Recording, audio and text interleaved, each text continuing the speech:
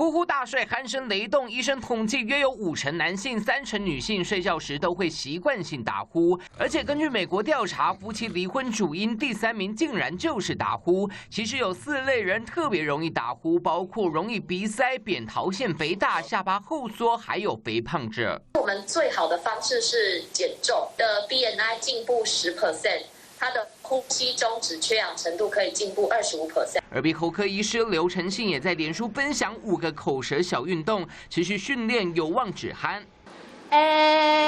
像是这样张大嘴说 A 音，以及舌尖向上或是舌头后卷，天天做，渴望停止打呼。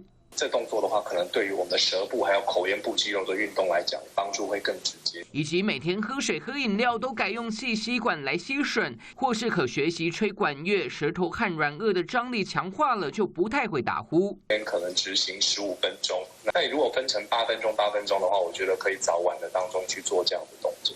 停止打呼不但减少睡眠呼吸中止及中风和颈动脉粥状硬化的几率，也能保有和乐的夫妻生活。5个简易的口舌小运动，不妨每天多做一做。记者张佑慈、杨宗彦台北报道。